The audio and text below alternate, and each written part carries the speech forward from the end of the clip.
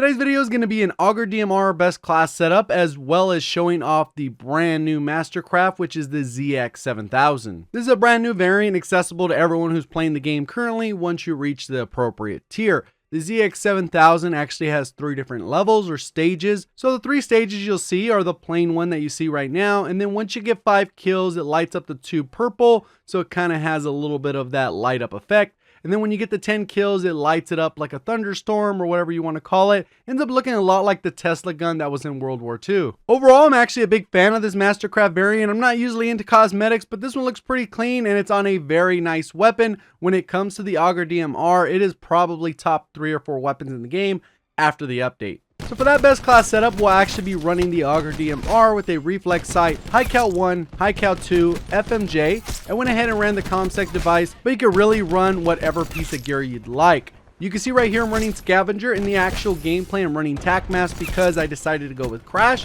When you run Crash, you don't have to run Scavenger. I also have Gung Ho and Dead Silence. And that's pretty much the best class setup for this weapon in my opinion. And to kind of break down why each of these attachments was chosen, because a lot of times people would wonder, why the heck do you need FMJ if you have high cal 1 and 2? And I definitely have a good reason for that, and I'm going to go ahead and jump into that as I do a gameplay breakdown. So hopefully you do enjoy the video in some way. If you do, please remember to hit that like button. And just a heads up, 72% of you are currently not subscribed that watch my content on a regular basis. So if you do watch my content on a regular basis or you enjoy the content anyway, please make sure you do hit that subscribe button with notifications on so you won't miss a future video. So in case you guys didn't know, the Auger DMR received a buff in 3 different ways with the most recent 1.13 update. So the first thing they did was allow you to strafe faster while aiming down sight. The second thing was they increased the fire rate, so now you're able to spam that trigger just a little bit faster. And they also went ahead and shortened the delay between shots when you actually use the double tap operator mod. And although I actually like the double tap operator mod, I don't think it's necessary, especially with the increase to the fire rate. So with that being said, let's go ahead and talk a little bit about the attachments and why I chose the specific ones. So overall, this weapon is a 3-shot to kill weapon if you just shoot center mass without any attachments. Once you equip high caliber 1, it'll be 2 shots to the head. High caliber 2 will be 2 shots to the chest and above. So now let's go ahead and talk a little bit about FMJ. This guy ends up outplaying me, by the way. I thought he was 1 shot, and he probably would have been if he didn't heal himself as he pushed to the side. Obviously a smart player, the way he was able to position himself, dive in on me, so I wasn't really expecting that. So GG's to that guy. But overall with FMJ, the reason why I like to run FMJ is 1, when people run body armor, it'll make it so you get those consistent 2-shot kills to the chest and above.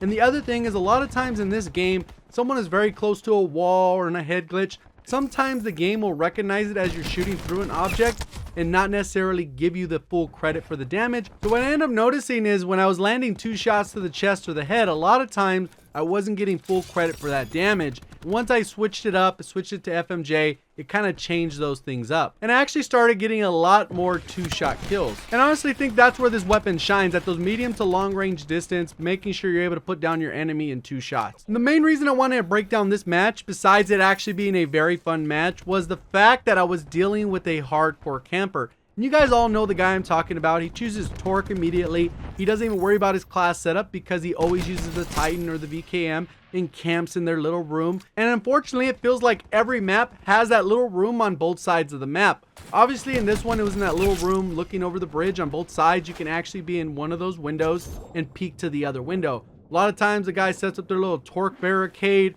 with a little barbed wire, and you're not really able to get in there unless you're carrying a launcher. So if you want to drop the reflex sight for a launcher, more power to you. I didn't end up doing that, but in this particular case, I was able to show how you're able to navigate around the map, streak up, and then inevitably lead to that win. In this particular case, you can see the match is very close. We're basically tied. And then as I come around the map, I'm trying to navigate, find out, get a little bit of map awareness. I am running that ComSec device, so I do get those streaks rather quickly. I know the guy's in there with this barricade. I'm kind of deciding how I want to approach it.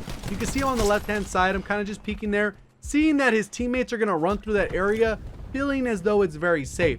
I'm kind of posted up, knowing that the guy's going to peek out, end up snapping on him, absolutely demolish him. That's the power of this weapon. You can see I got a headshot, so I killed him in 2 shots. Regardless of what he has on, it's going to be 2 shots to the head, regardless body armor. As long as you have high cal 1, you're going to be good to go, 2 shots to the head. And something to point out is every time you run into one of these types of players, you typically want to avoid that area or control that area. You don't want to actually just run in there repeatedly, giving them free kills, position yourself because you're stubborn or have an ego or whatever the case is. So when they're actually locking it down, you kind of want to patrol around it, but not necessarily push in there. So that's the avoid part. And once you've managed to clear them out, now you can go ahead and take over that area, because typically those campers don't have the other skills to actually navigate around the map, position themselves smartly. They typically only know how to camp out a specific area of the map. And like I said before, each side of the map has it. So the vast majority of times you actually run into these players out in the open when it comes to the map, you're going to outgun them pretty easily. They have almost no gun skill. They like hard scoping with their thermal titan and all that type of nonsense. People have kind of become addicted to that play style because it's a very easy play style. But at the end of the day, once the next Call of Duty comes out, you're not going to be able to do that. You weren't able to really do that in World War II. Other maybe a little bit of bouncing Betty action, but for the most part, you're not able to lock it down like you are with that barbed wire and barricade. And for whatever reason, it seems like that playstyle is becoming more and more common. I don't know exactly what it is. I think if people just want to get easy streaks, they go ahead and camp it out, get that first streak, and then they at least get a little bit of momentum. Not sure exactly what it is. It doesn't happen every match, but it definitely seems like it's becoming more common. Kind of pre-aiming this area, expecting someone to be there. Luckily, they were taken out. And now I just got to kind of position myself. I'm expecting there's going to be people around the corner. I already have my strike team, so now I just got to kind of position, read the mini-map, and see what it's telling me. And so far, you can see I've kind of navigated around the outside of the map, and that's a typical recommendation I have for any player. I saw the guy end up running by. I didn't fire a shot. I didn't want to give away my position. I'm still trying to see what's going on. It looks like the spawn is going to be back here. I know that is a hot spawn area. So I'm just trying to pay attention to my strike team, pre-aim this area, see if I can get some free, easy kills. People not really expecting it as they come around the corner. See, I was kind of just spamming the trigger, got a little carried away, hung out there just a little too long. My teammates are starting to pull up.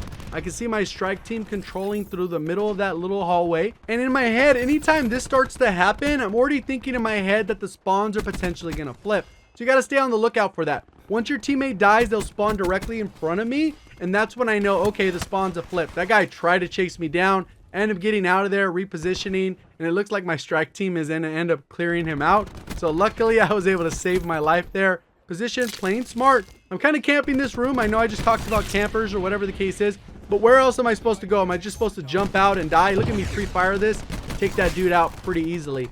So that's what you need to do sometimes. Sometimes you got to play safe.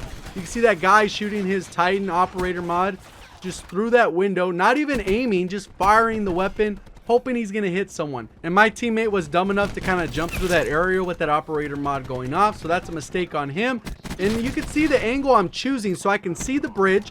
I'm using my little drone squad right now to go ahead and clear out the area. And a lot of times, if you choose your angle the right way, they'll hover over and they'll get you some easy kills.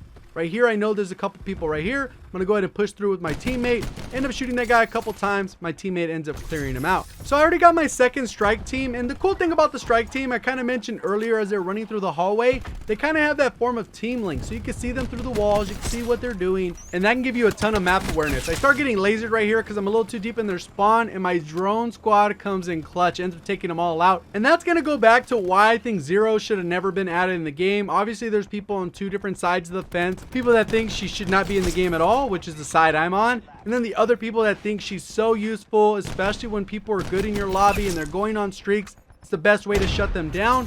Personally, I think the best way to shut down a good player is to become a good player. And I know that's sometimes easier said than done, but I know for a fact that anyone can improve at this game regardless of your skill level. I have seen it personally for myself, and I've seen it for plenty of people that have been subscribed to my channel for a while. They'll mention in the comment section, thank you so much for these tips. I've become a much better player. Some people are going from 0.5 KDs to 1.2s. Some are going from 1.2s to like 3 KDs. Everyone's skill level is a little different, and your potential is definitely different. But overall, anyone can improve. Right here, you can see I rotated across mid knowing that I was safe. And that's sometimes what you got to do. I knew I was 100% safe. I rotated. And you can see that throughout the match, I kind of avoided that one section where that dude was just camping in there with his little barricade. He was never really able to get that dominance. Wasn't really feeding him kills. When I was able to peek out, I was able to laser him. And that's sometimes what you have to do. Unless I know I'm going to 100% win that gunfight when I peek, I got to make sure I get back to cover. And I know that's a hard skill to actually grasp because at the end of the day, a lot of times we just end up egoing those gunfights. And if you made it to this point in the video, you're absolutely amazing. Just remember to hit that like button, subscribe for additional content if you want to find your way back to the channel. Do Call of Duty news, in-game updates, best class setup, subscriber breakdown, as well as other tip and tricks videos on how to improve. Do appreciate all the support. Thank you for watching, and as always, have a great day.